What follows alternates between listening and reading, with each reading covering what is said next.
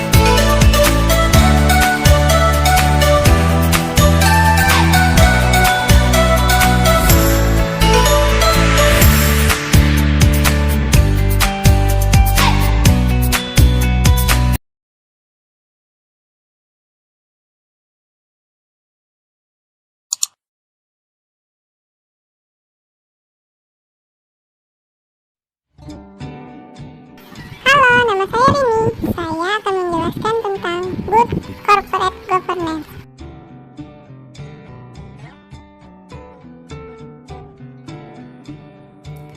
Dalam GCG terdapat hubungan yang saling terkait, yaitu perusahaan, anggota perusahaan, serta hukum dan peraturan undang-undang yang berlaku.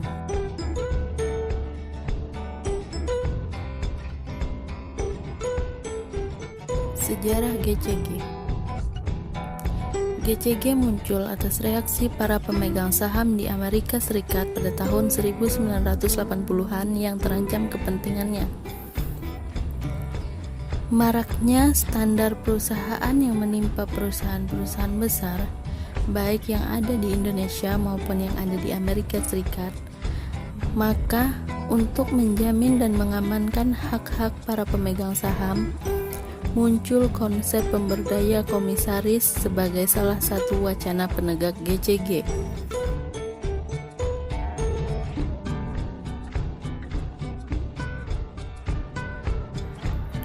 Apakah kalian tahu apa itu Good Corporate Governance?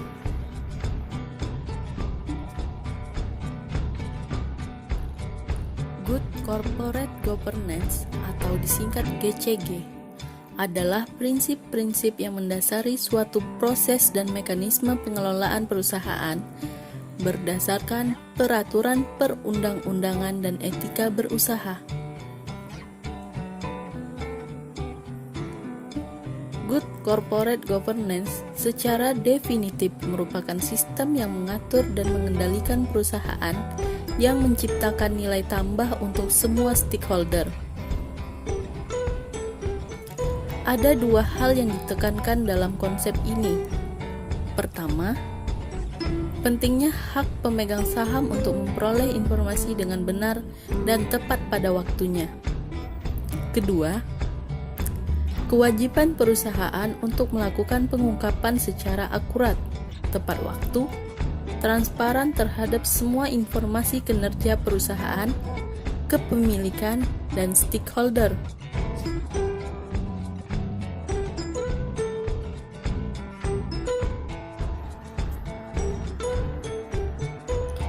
Ada 5 prinsip dalam GCG.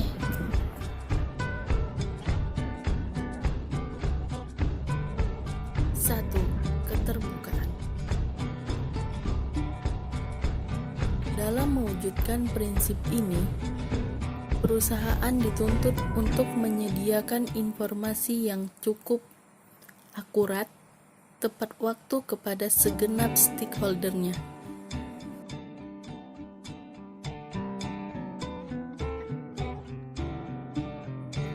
Dua, akuntabilitas. Akuntabilitas adalah kejelasan fungsi, struktur, sistem, dan pertanggungjawaban elemen perusahaan. Apabila prinsip ini diterapkan, maka akan ada kejelasan akan fungsi, hak, kewajiban, dan wewenang serta pertanggungjawaban antara pemegang saham Dewan Komisaris, dan Dewan Direksi. Pertanggungjawaban. Pertanggungjawaban perusahaan adalah kepatuhan perusahaan terhadap peraturan yang berlaku. Dalam kegiatan operasionalnya, perusahaan mempunyai peran untuk bertanggung jawab kepada shareholder, juga stakeholder lainnya.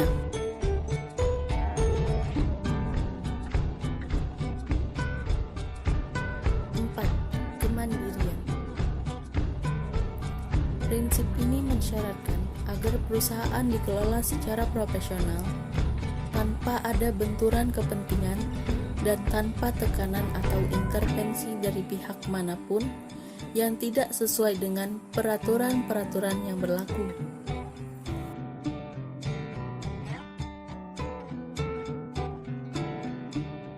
5. Kesetaraan dan kewajaran. Prinsip ini menuntut adanya perlakuan yang adil dalam memenuhi hak stakeholder sesuai dengan peraturan perundangan yang berlaku. Diharapkan prinsip ini dapat menjadi faktor pendorong yang dapat memonitor dan memberikan jaminan perlakuan yang adil di antara beragam kepentingan dalam perusahaan.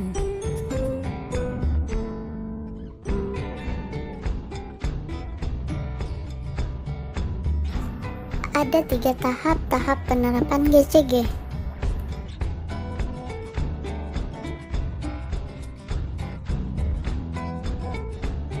1. Awareness building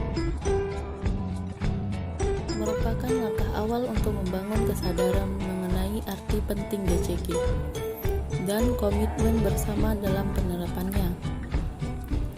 Upaya ini dapat dilakukan dengan meminta bantuan tenaga ahli independen dari luar perusahaan. Bentuk kegiatan dapat dilakukan melalui seminar, lokakarya, dan diskusi kelompok.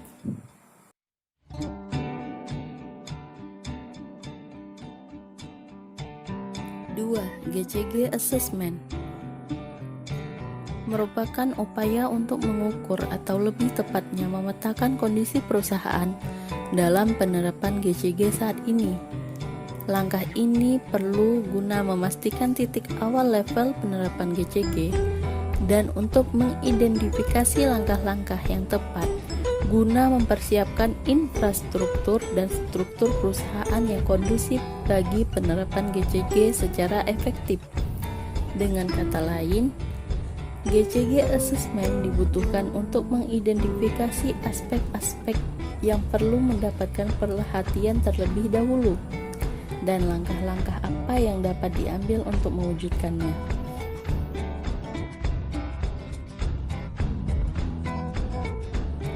3. GCG Manual Building berdasarkan hasil pemetaan tingkat kesiapan perusahaan dan upaya identifikasi prioritas penerapannya.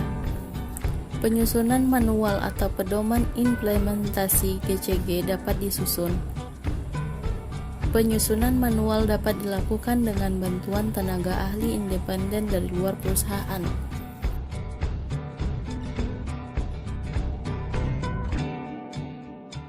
Apakah manfaat dari GCG? Ada 5 manfaat GCG. 1. GCG secara tidak langsung akan dapat mendorong pemanfaatan sumber daya perusahaan ke arah yang lebih efektif dan efisien, yang pada gilirannya akan turut membantu terciptanya pertumbuhan atau perkembangan ekonomi nasional.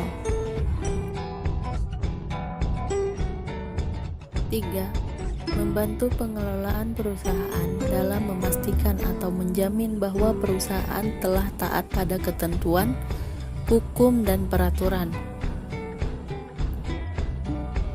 4. Membangun manajemen dan dewan perusahaan dalam pemantauan penggunaan aset perusahaan. 5. Mengurangi korupsi.